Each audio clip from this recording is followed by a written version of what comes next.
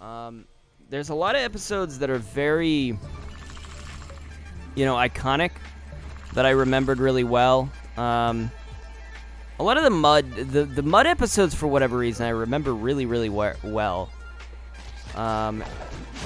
There's the Trouble with Tribbles episode, which was a lot, actually kind of different on rewatch, to be honest. It was not exactly as I remembered it. Should I try to explore here while I'm here? Maybe I should. We'll just see if I even can.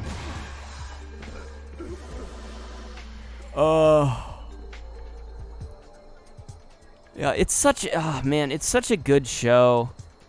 I wish people would watch it. The thing about Star Trek that I'm starting to, like, understand more and more, even though, like, TOS was how I started. I started with well, actually, I think I watched a little bit of Next Gen, but not a whole heck of a lot. TOS was really where I actually started watching Star Trek. Actually watching it. Actually, I don't know. I think I did start with Next Gen for a little while, and then I was like, well, I should watch TOS, and then I watched mostly TOS, and then I've only seen I've seen a fair bit of Next Gen. I've seen pretty much most of Next Gen as well. I need to watch. I've watched like most of Next Gen, most of Voyager, quite a fair bit of Enterprise. I've watched a lot of it, but I want to rewatch it because the way I was watching it was not the best. So I want to just make sure. So I watched season 2 of TOS, and it's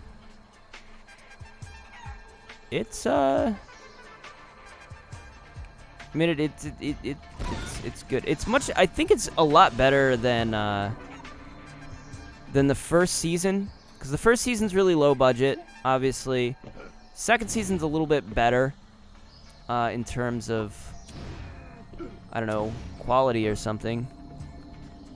So why is there? I guess there was a chest there or something. So we can loop back around. I don't really want to do that.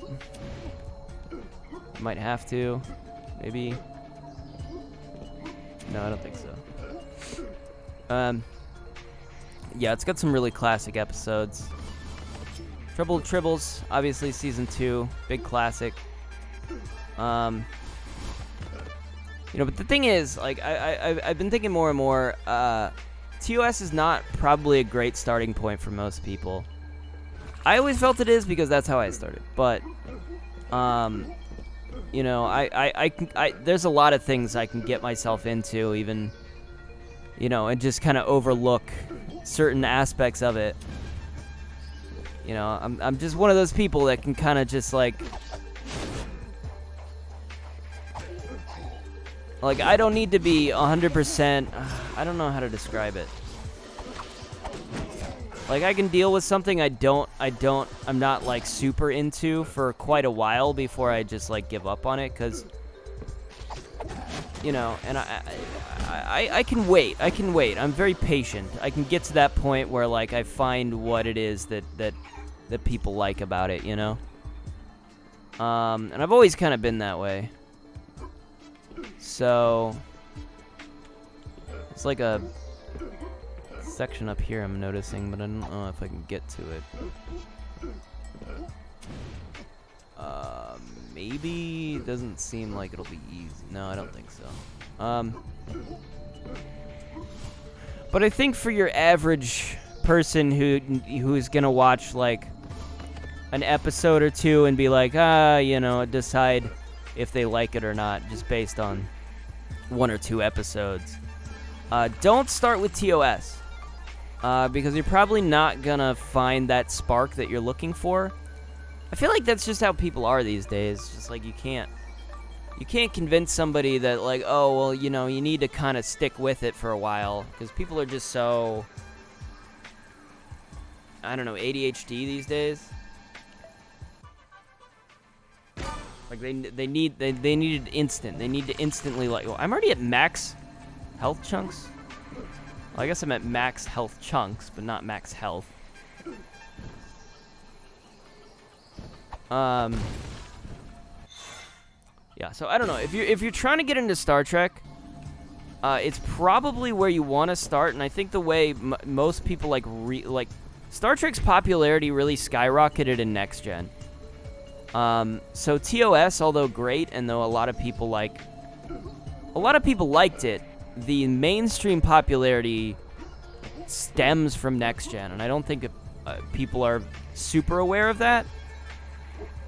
So if you really want to get into Star Trek easily, find the like accessibility part of it, you need to start with Next Gen. I think that's probably what I'm gonna start recommending people do.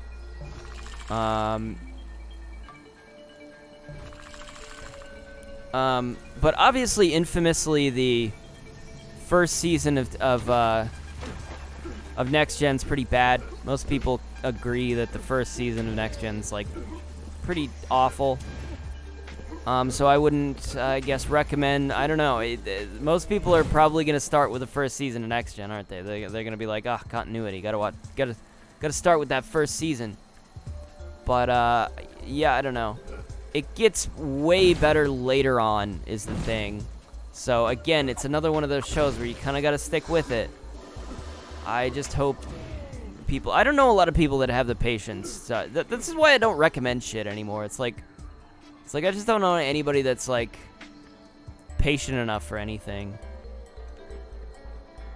You know, everybody's just. It's like if they don't like it immediately from the very first episode or two, like you just can't do anything. You know, you can't win them over. So it sucks. It's hard to recommend shit because it's got to be like great from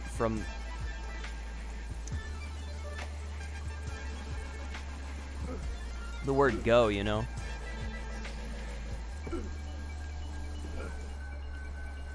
I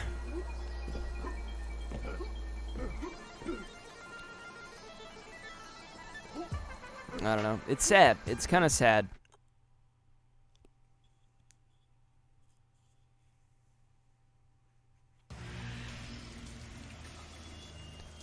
We're just gonna explore around here a little bit, I guess. I don't know if I should be talking. I just am because, I don't know, I'm gonna spend most of my time just kind of going around doing this stuff.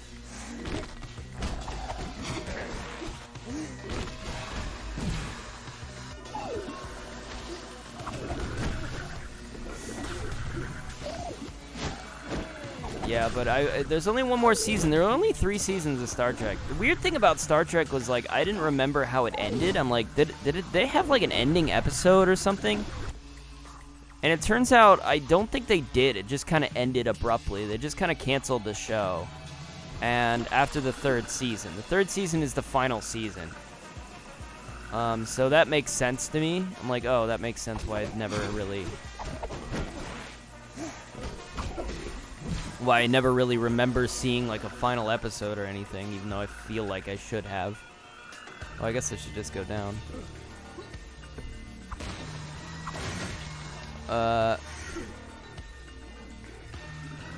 Oops. Yeah, but Star Trek's great. You just have to be the type of person that can get into something like that. I don't know, not everybody can appreciate good television when they see it. It's a show from the 60s, so obviously it's dated. You know, it's late 60s, so it's in color at the very least. But, you know, I've also been watching like Batman, the 60s Batman show, and that kind of gives me similar vibes of like that early television. It's weird because, like, they do,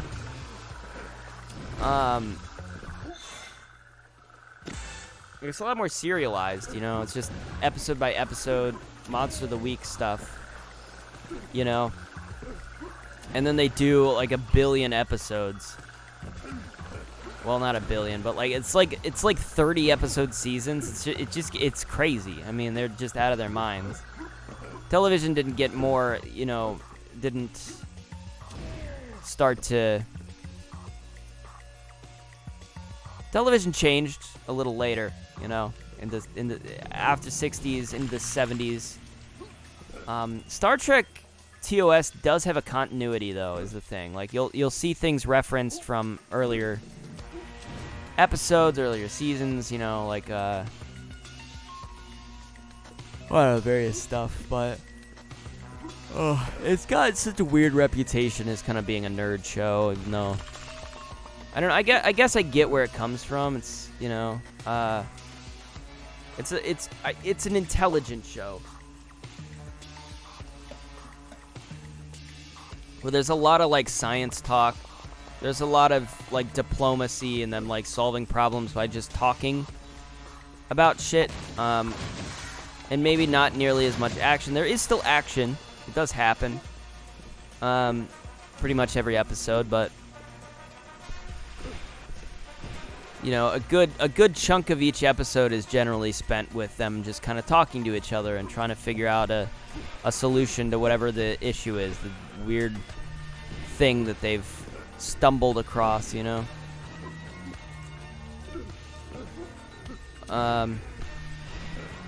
Yeah, that's Star Trek, and I'm gonna watch one more season, and then I'm gonna try to watch the animated series, which I actually never really watched.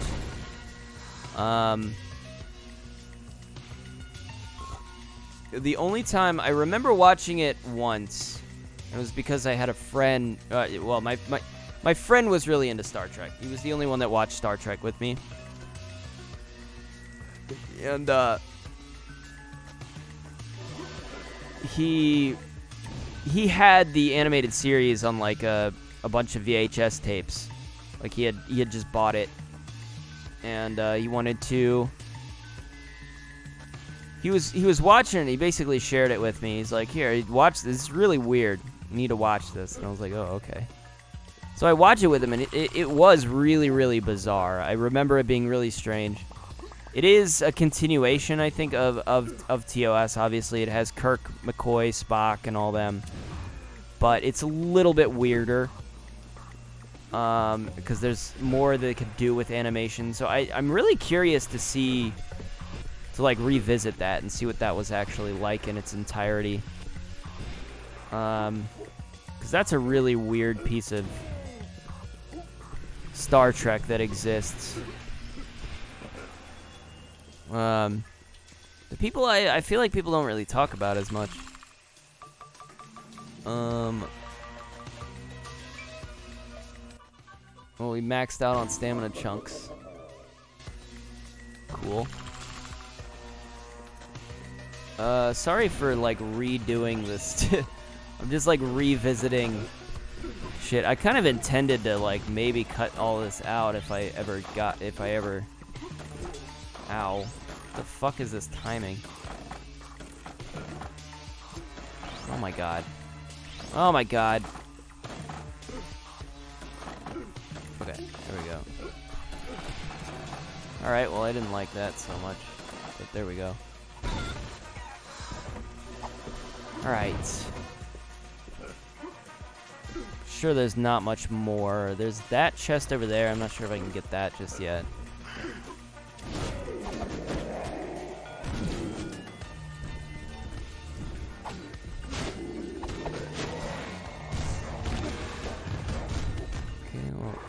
Oh, I died, I guess. Weird.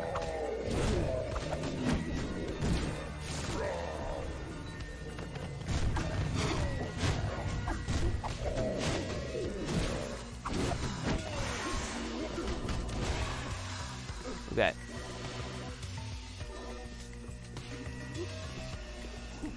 Yeah, I don't know. It's kind of the consequence of, like, recording this so late. I don't know if my brain is quite equipped enough to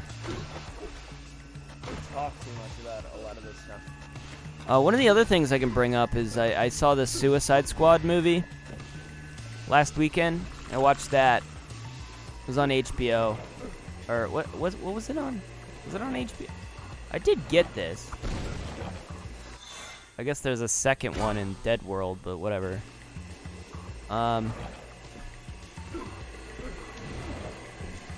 was really good. I liked it a lot. Although I have one complaint, which I felt like nobody brought up of all the reviews I've seen, which was I kind of felt like they, you know, kind of... I felt like Harley Quinn didn't need to be in the movie. I felt it was a little weird.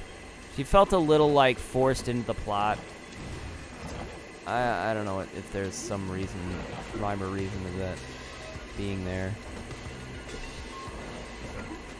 Because she was kind of the whole B plot, and it almost felt like she was written in as an after the fact, because she wasn't really part of the story. She was just there to kind of be, you know, oh, Harley Quinn's here, you know, cool fans love Harley Quinn. She's here. She's in the movie. She has a whole scene where she does a big action sequence, and it's really cool. But otherwise, I don't know. She's just kind of there, you know? I don't know.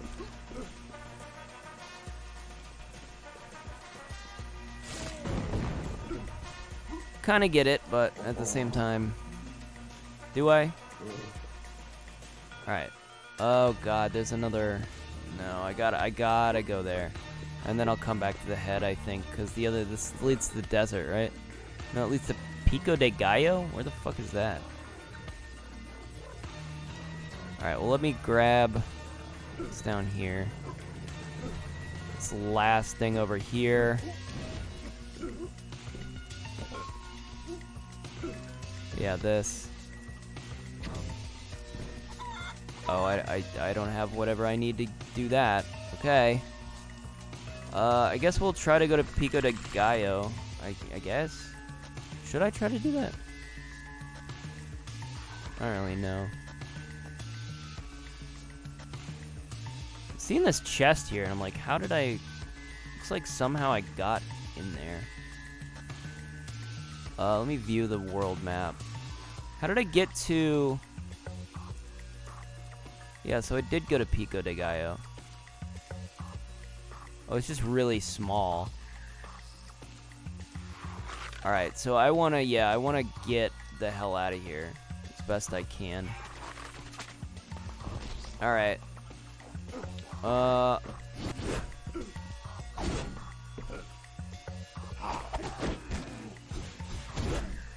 damn it.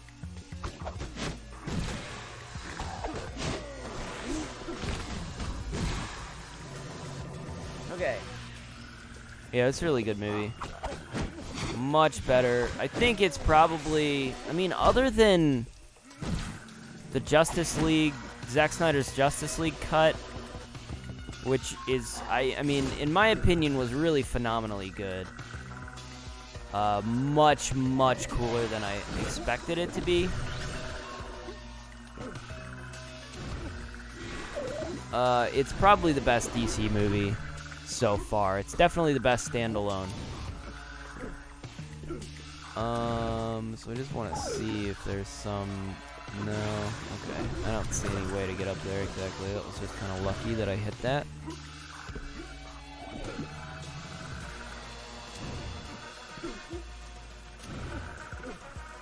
Yeah, they need to be making more movies like that, because that was really fun. Hopefully people actually go watch it, because I've heard a lot of opinions, you know. There's a lot of opinions about DC movies, there's a lot of opinions about superhero movies in general. This is a really good one. So I give it 2 thumbs up.